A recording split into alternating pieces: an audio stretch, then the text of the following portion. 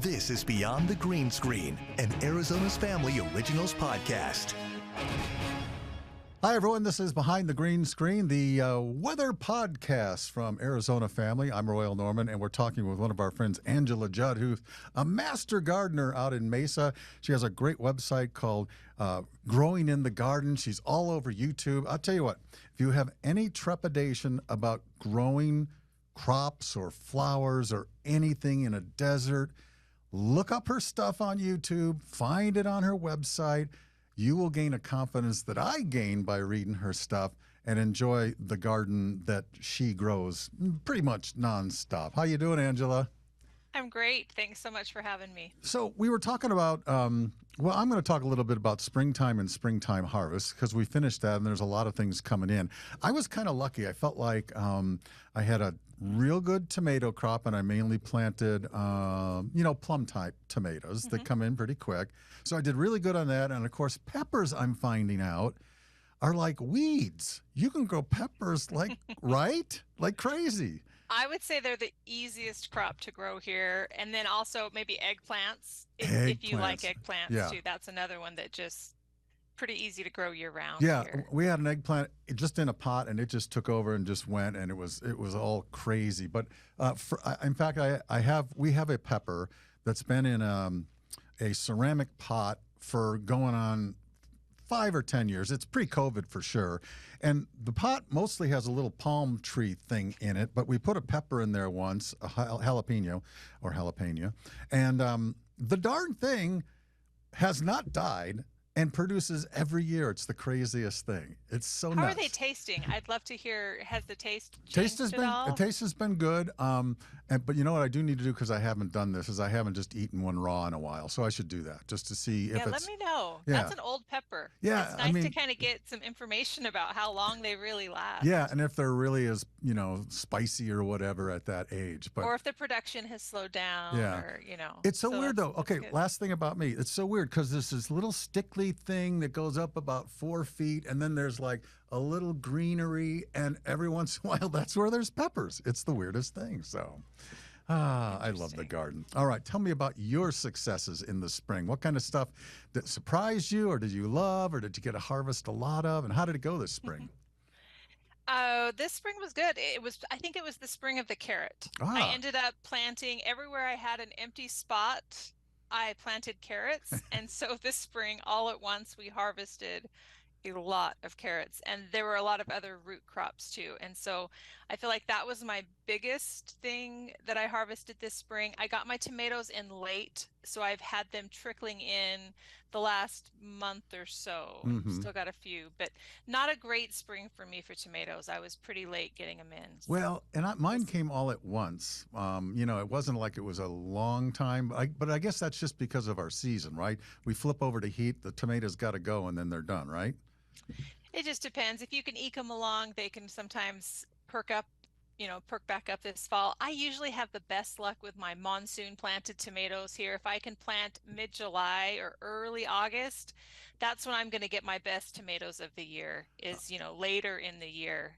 That's really where I feel like I get the bulk of my tomatoes. So wait a minute. I can plant tomatoes when the monsoon rain starts coming? Absolutely. No way. So you tell me when I plant tomatoes, and then I'll plant. I'll send up 3 weeks probably. You can start planting them. But I never heard that. So you can plant tomatoes basically in the dead of summer, and like native corn crops, they'll grow and survive. Right. So your tomatoes, you want to look for your warmest spot, which is going to be a little tricky while it's still hot.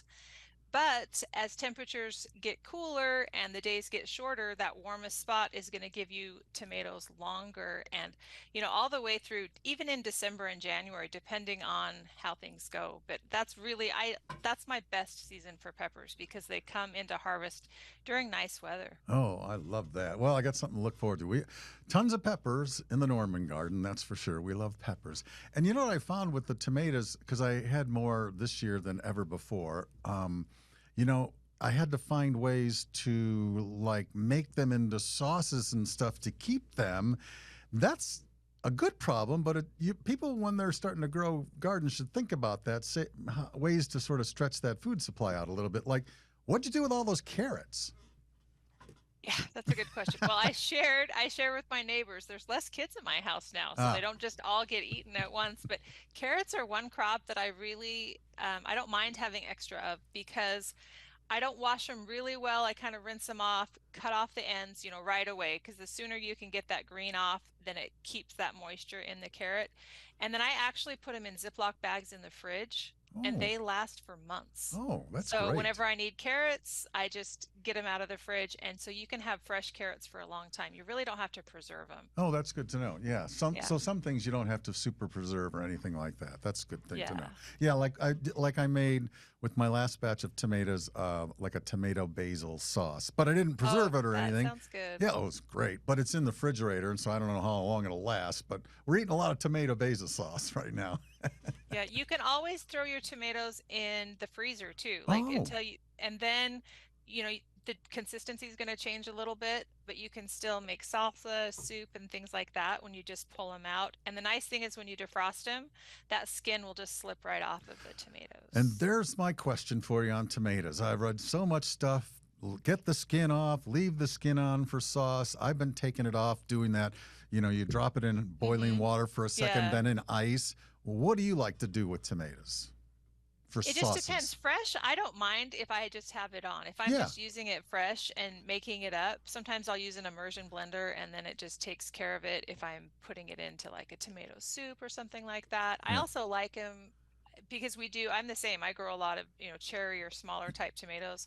I love just roasting them, Hmm. and that's really good too. So I don't mind the skins. When I'm going to, once they've been frozen, I'll remove the skins and definitely, get out more of the seeds and things. But a fresh tomato, I don't mind the skin or the No, seeds as much. fresh tomato cannot be beat. It's just really good. And I think the thing I like about making the sauces is I have all kinds of different tomatoes. I've sent you pictures. I got little yellow ones. I got Romas. I got some with stripes. And I just put them in the Nice. same thing. Yep. And so I don't get this, like when you buy store bought sauce, you get red. Sometimes it's a little orange. Sometimes, I love that though. I Yeah, I think bet it that's kind of fun. tastes so good. Oh, well, it does, but I like my own stuff. So anyway, hey, so tell me about gardening in the summer. We're going to get into bugs and stuff, but you already gave us a hint about tomatoes. We can do those in about 3 weeks. We're taping this in the middle of June, so if you're hearing this after that, the start of July, middle of July, good time to go with those tomatoes. Then you'd think. I would say mid-July, early August, Okay. because that way they don't have to get through quite as much of that, the really dry heat at all. But really, if you can get them in, those roots are going to grow quickly. And then when they're ready, maybe remove those blossoms for the first few weeks like you would anyway. And then when they're ready to take off, temperatures are coming down, and it's actually a nice time for those tomatoes to grow. So they're Uh, they're a little bit happier. and can peppers be planted at about the same time? Absolutely. Yeah, Okay. there's a second planting window for all those monsoon crops. It's Oh. squash, peppers, even green beans, if you're getting sick of long beans. Do some green beans, huh? You can do some more just regular green beans, So again, end of July, early August, and you just look for short season, okay, short days to harvest, but that you can do that'll those do it. for sure. So tell me about soil prep. I have elevated gardens. I think most of yours are elevated as well. You don't have to have an elevated garden; just easier for So like a raised your bed, raised bed. yeah, raised Yes, bed. Okay. yes. And and so I read about, I don't know, it was 3 months ago. You sent out a thing, and it was like, oh, my basil is going to flower, or this is going to flower, and I'm leaving it there because all these great beneficial bugs and bees and stuff. So I did the same thing. Oregano went to flower, and basil went to all these things went to flower. So now, if I want to prepare those spaces for additional crops, do I take them out and redo the soil, or what would the process be? Well, it depends on the crop. So oregano is a perennial that will live for years and years. So Really? oregano I would leave in place. Okay. But something like dill or cilantro that I'll allow to flower, those are more cool season herbs that, yeah, I will definitely, pull once they've gone to flower, they kind of die back. Maybe even produce seeds, coriander seeds or dill Mm-hmm. seed. then yeah, you could take those out. And to prepare the soil, I'm not really fancy with that. I really am a firm believer in compost and in-bed vermicomposting bins because Hmm. I feel like that just you're adding organic matter and you're adding, you're feeding the microbes in your soil, and that's really the best thing you can do. If you feel like your garden has struggled, like things aren't growing well, that's a good time to get a soil test, before the season starts and really look at those big nutrients, that NPK, and say, okay, am I low? And that's when, based on a soil test, that I would add in a lot of fertilizer and stuff. But if overall things are growing well and you're just looking to replenish that organic matter and get things, that bed filled back up, can't go wrong with compost or, raised bed mix if it's kind of been a while and, you don't have a lot of if the soil isn't really kind of loose, you want to add maybe more raised bed mix into it. And maybe if I may plug our friends at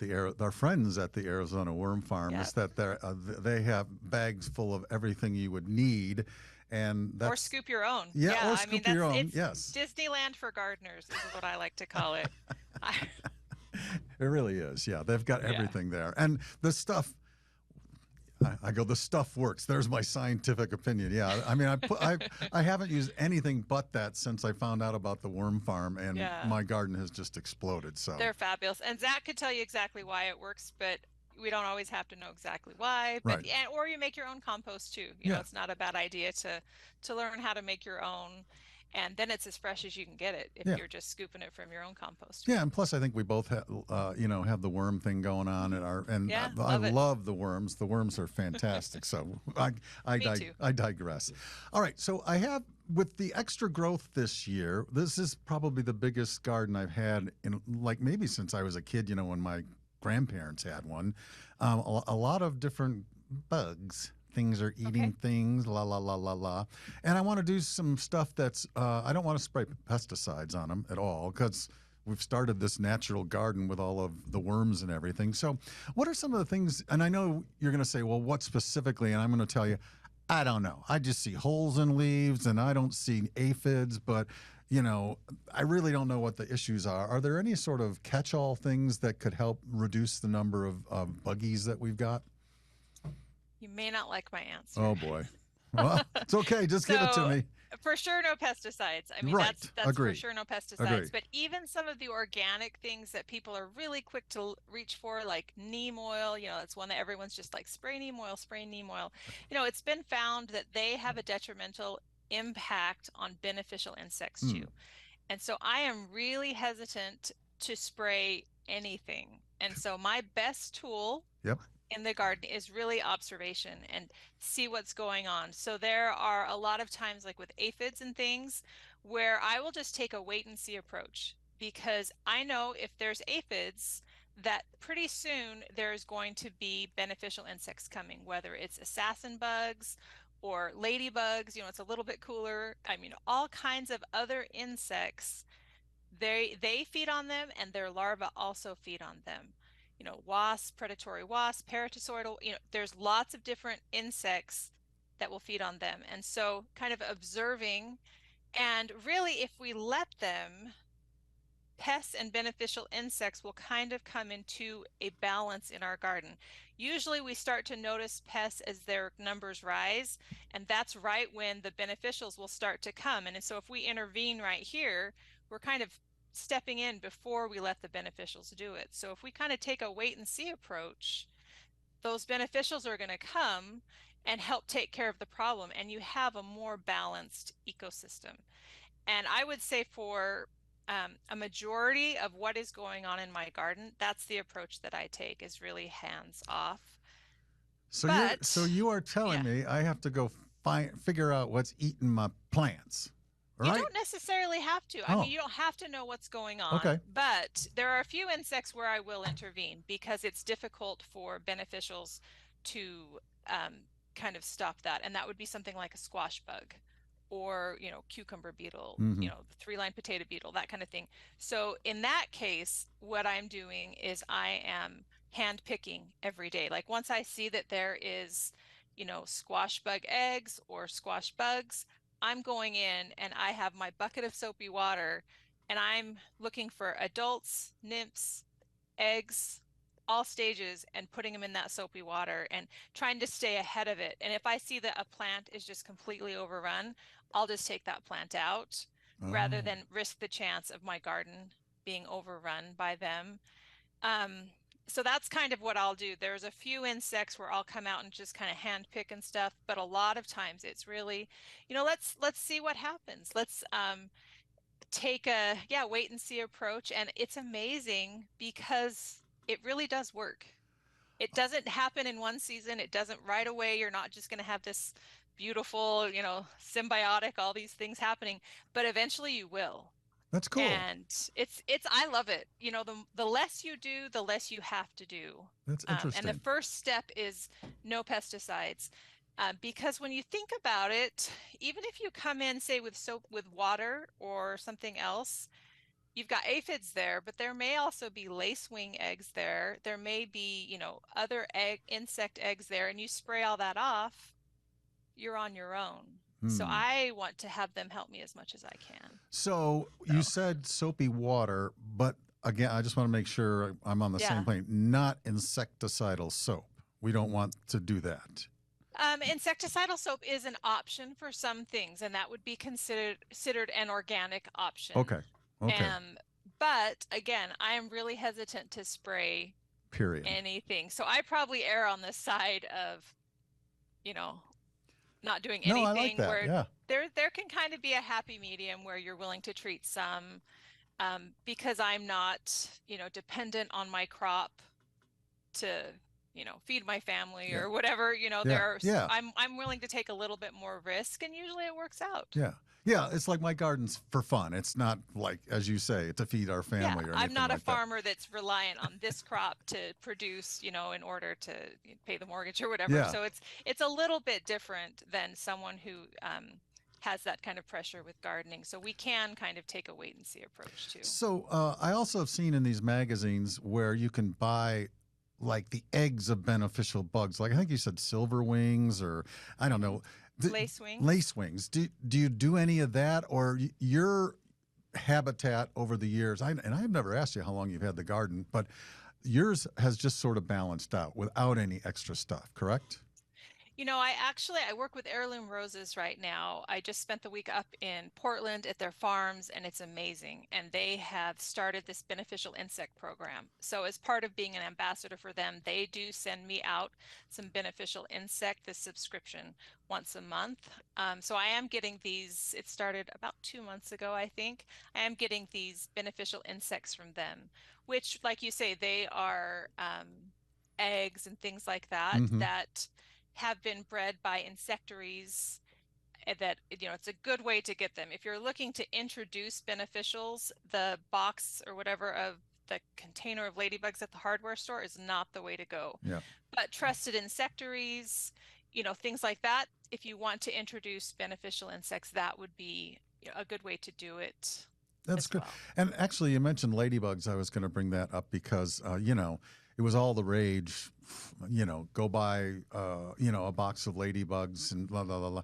But I've read that in the place where most of these ladybugs were being harvested from has been almost denuded of ladybugs. And so now the ladybug population has crashed. And so that's why ladybugs right now are first, they weren't that great to plop in your garden anyway because they like to fly away. But secondly, for right now anyway, ladybugs are a big hold, I would think. Yeah, I wouldn't buy ladybugs. They for many reasons, they may not be harvested correctly. They've been maybe put in the deep freeze all winter Mm. long, Oh, and then by the time they get to your garden, they're pretty disoriented.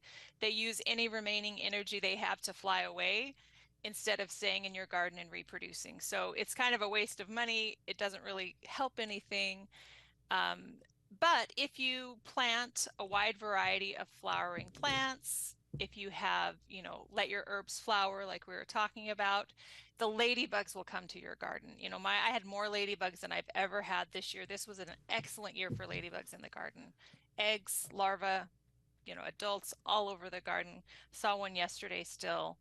Um, I'm So waiting. if you plant them, but they will come. I So know. just stay, but you have to be patient I too, because know. I remember when I first started gardening, I don't think I thought I needed neem oil. I thought I needed, it's organic, it's okay. And so I would spray all this stuff and not realizing that, you're not really creating that good environment for the beneficials as well. Yeah.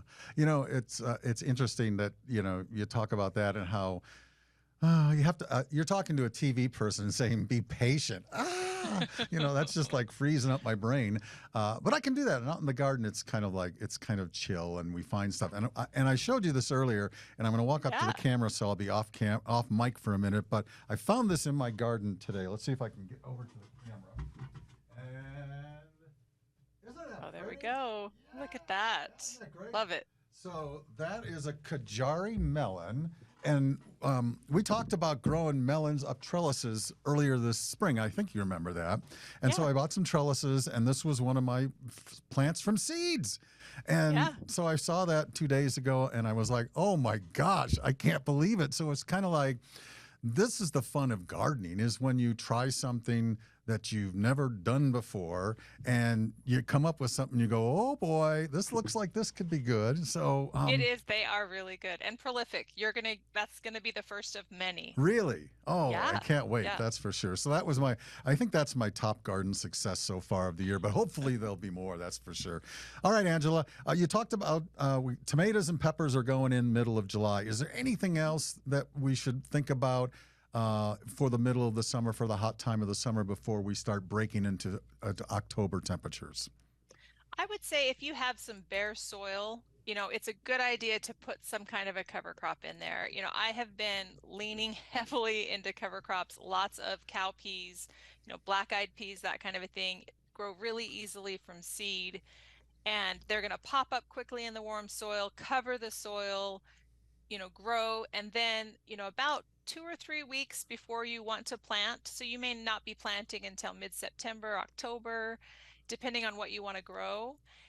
You just cut it back, and then you pile those on under your mulch on top of your soil, and they're going to break down so quickly, and that's going to talk about feeding your soil. Yeah. I mean, that's the best way to feed your soil, but it's also going to keep your soil alive over the summer so that it doesn't just die and dry out. That way you're not starting from scratch in the fall. You've got still that good microbial activity happening in your soil. And I've never asked you this. I've read a bunch of your columns about watering in the summer and all year round. And it kind of always starts off with, are you watering too much? And I can think in my head, I might be watering too much. So in a regular raised planter bed, I think I have those same kind of squared off things that you have, and I'm just have them hooked up to a hose or whatever. That works. How much water should a vegetable garden be getting in the middle of summer? So really, you just want to check your soil Okay. first, right? You want to pull back. Hopefully, you've got a thick layer of mulch on there. That's number one, because that's going to protect your soil. So pull back your soil and, stick your fingers in it. Yeah. And if they come out dry, then it's time to water. Gotcha. If they come out dirty, there's plenty of moisture in the soil. So what does that mean for summer gardening? If you've got really good soil that will hold on to moisture, then that could be, for me, it's watering every other day during the summer. Okay, yeah. Once we get into the dry heat, it's every other day. And then if it's more humid and we get some rain, it might be every 3 days. And then that will go, once we get into winter and stuff, that time between watering is going to get further and further. So it's really just checking your soil. Yeah, and your plants will kind of give you a hint too, won't they? In terms of like if they're getting a little listless or whatnot. Right. Well, and sometimes because how it's getting hot, right? Yeah. I saw your post, Norman Royal, where it said like heat wave coming, Yeah. Yeah. Okay, so in that case, the plants can't breathe fast enough to keep up with that. And so they get wilted, and that doesn't mean there's not moisture in the soil. It just means they can't breathe that water up through their roots fast enough to hydrate their leaves. If that sun goes down and the leaves perk back up, more than likely there's enough moisture in the soil. It's just so hot and dry it's drying that plant out and it can't breathe fast enough. Okay. So the last time I checked my soil, I got rid of all the top stuff, and then I just went a little handful in, and it was wet, and I had worms. So I figured I'm doing okay, right? You're doing great. And it's easy. It really is easy. Angela, I just want to thank you again. Angela Judd, she's the master gardener from Mesa. I've promised to come out and see your garden when it cools down. I would love to do that. Could I do that? Absolutely. Love to have you anytime. I think but for sure when it's cool. Yeah, I think that would be so much fun. Growing in the Garden is her website and her YouTube site. And if you just have an inkling that you're thinking about growing something in the desert, anything in the desert, flowers. I don't talk much about flowers because I'm a guy. I talk about vegetables. But anything you want to grow in the desert, she has tips on it, and she has great newsletters. And Angela, I just once again thank you for your time. It's fantastic to talk to you. You know that, don't you? Happy to be here. Thank you so much for having me. See you. This is Beyond the Green Screen, an Arizona's Family Originals podcast.